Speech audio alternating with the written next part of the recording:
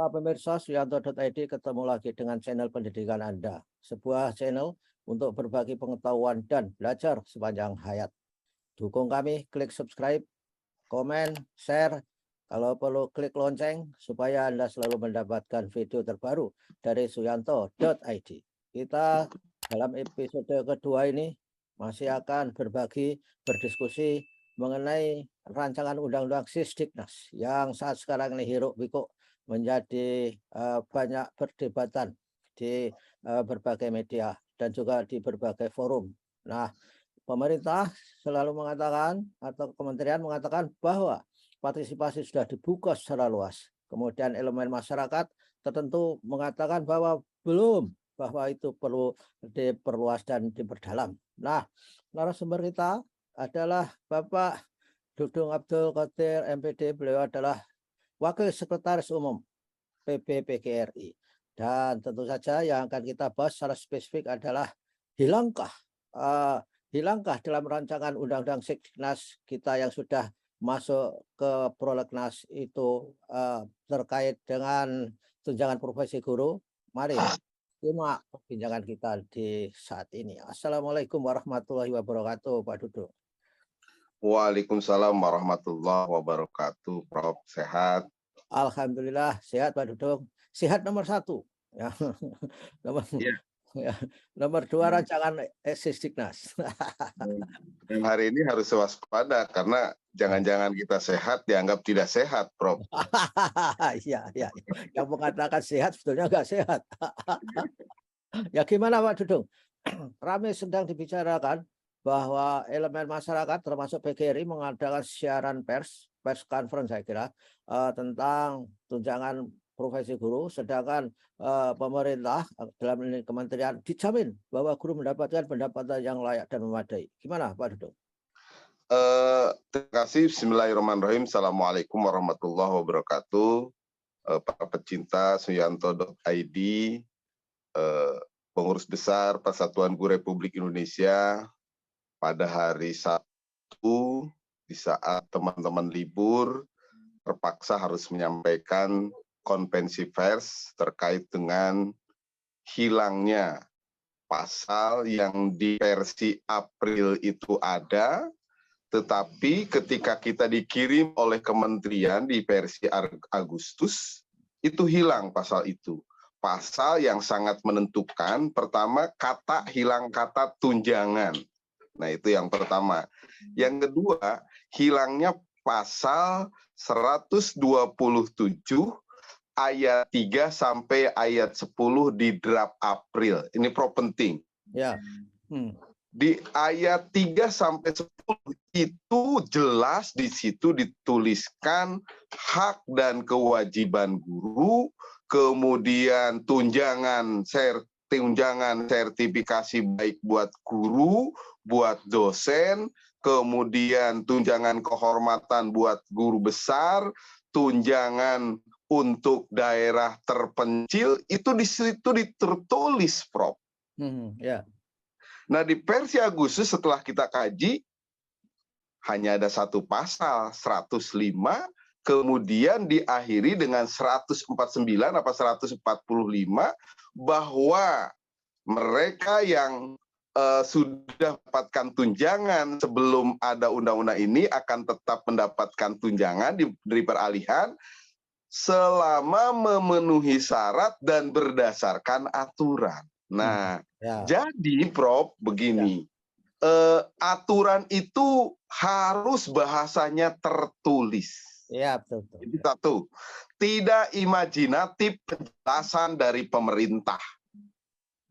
Boleh hari ini menyatakan dijamin. Bahasa yang sudah jelas tertulis saja di Undang-Undang Guru dan Dosen, bahwa guru yang sudah lulus menjadi guru profesional wajib mendapatkan tunjangan tambahan TPG 1 bulan gaji. Guru-guru SPK sampai hari ini mereka tidak mendapatkan tunjangan sertifikasi karena ada surat edaran dari Sesdirjen.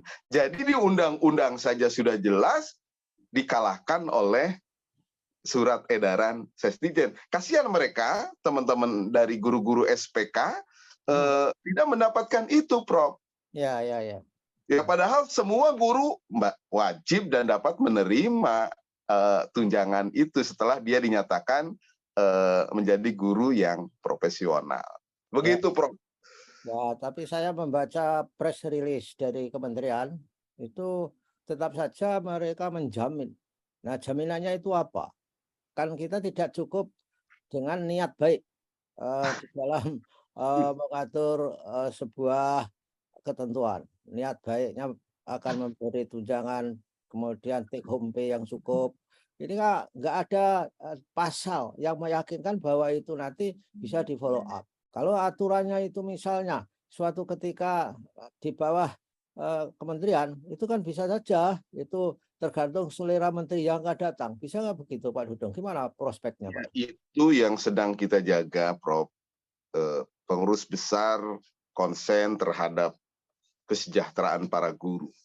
Kami memohon kepada pemerintah, yang pertama, kebijakan itu tidak hanya harus bermutu untuk guru, tapi kebijakan di samping harus bermutu, pengurus besar Persatuan Guru Republik Indonesia memohon kepada pemerintah, di samping kebijakan harus bermutu, ia harus memuliakan guru, Prof. Ia harus memartabatkan para guru di Indonesia. Ia harus melindungi para guru di Indonesia, dan pun harus melindungi, harus mensejahterakan para guru di Indonesia. 4 hal ini yang akan menjamin guru menjadi hebat, guru menjadi luar biasa, dan akhirnya apa? Pendidikan di Republik ini menjadi hebat dan menjadi luar biasa kalau para gurunya dimuliakan, dilindungi, dimartabatkan, dan disejahterakan. Hari ini saya melihat banyak kebijakan bisa jadi bermutu, bahkan belum tentu bermutu, tapi belum begitu memuliakan para guru, tidak memartabatkan para guru, dan tidak begitu mensejahterakan para guru, Prof. Ya. PPG yang begitu panjang tesnya, PPG yang begitu luar biasa panjang waktunya. Ini salah satu bukti bahwa kita tidak sedang belajar memartabatkan dan memuliakan guru, Prof. Ya, Pak Dudung. Di dalam penjelasan press release kementerian, saya melihat sekilas bahwa dengan pasal yang baru itu tidak menganulir para guru yang sudah menerima tunjangan berdasarkan Undang-Undang Guru dan Dosen. Nah, kalau itu terjadi, Pak Dudung, besok kan ada dikotomi, guru yang bertunjangan dan guru yang tidak. Ini kan bisa heboh, Pak Dudung, ya. Bayangan saya gimana? Betul, Prof.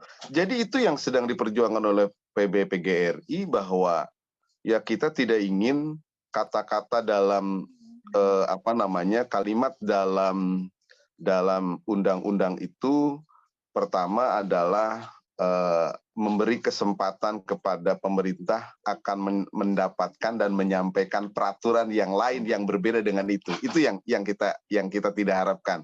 Jadi dalam teori sosial itu tidak hanya niat, tapi ada kesempatan. Nah, ini yang sedang kita ingin cegah. Harus jelas tertulis, Prof. Harus jelas tertulis. Kenapa harus jelas tertulis? Karena RUU Undang-Undang Sikdiknas ini sebagai pengganti 3 undang-undang, Prof. Ya. Undang-Undang Guru dan Dosen, Undang-Undang Perguruan Tinggi atau Pendidikan Tinggi, dan Undang-Undang Sikdiknas nomor 20 tahun 2003. Nah, ini teman-teman semua harus paham. Jadi jangan sampai menganggap bahwa tenang saja karena ada Undang-Undang Guru dan Dosen. Justru kalau undang-undang RUU Sikdiknas ini diundangkan, undang-undang yang 3 ini sudah tidak berlaku. Sementara di Undang-Undang Guru dan Dosen, persoalan tunjangan, Prof, persoalan guru itu sangat lengkap tertulis. Yang itu ini kami harapkan. Dan kami memohon kepada pemerintah, kalau ingin menggabungkan 3 undang-undang ini, 3 substansi yang ada dalam Undang-Undang Sikdiknas, Undang-Undang Guru dan Dosen, dan Undang-Undang Perguruan Tinggi harus ada di Undang-Undang RUU Sikdiknas ini. Supaya apa? Ruhnya itu yang sudah bagus, kembali kita lanjutkan. Undang-undang guru dan dosen kan sudah menata bagus. Justru yang harus kita peringati pemerintah adalah 10 tahun untuk menyelesaikan mereka guru-guru untuk mendapatkan sertifikasi. 10 tahun Prof tugasnya. Tapi hari ini masih banyak guru yang belum bersertifikat pendidik atau sertifikat pendidik profesional. Nah, ini persoalan besar buat pemerintah gitu. Ya, dulu kan lahirnya undang-undang guru dan dosen itu kan ada deklarasi pemerintah zaman itu bahwa guru dideklarasikan sebagai profesi layak untuk mendapatkan tunjangan profesi dan berbagai tunjangan yang lain seperti fringe benefit, dan oleh karena itu perlu membuat sertifikat, dan oleh karena itu dengan sertifikasi dia berhak mendapatkan tunjangan itu. Nah, ke depan sertifikat juga nggak disentuh-sentuh Pak Dudung, gimana? Nah, ini persoalan besar buat bangsa ini. Jadi nanti mungkin bisa jadi siapa saja bisa jadi guru. Siapa saja bisa jadi guru. Kenapa? Karena ya itu tadi, kita tidak menyiapkan sebuah konsep masa depan pendidikan. Sertifikasi tetap harus ada dan wajib ada untuk menentukan bahwa seseorang ini dianggap profesional sebagai seorang guru. Bahkan bukan dianggap profesional sebagai seorang guru, dinyatakan profesional sebagai seorang guru. Nah, dampak dari itu ya kita pemerintah harus menyiapkan salary atau tambahan tunjangan yang harus didapatkan oleh seorang guru yang profesional. Kan begitu Prof, timbal baliknya.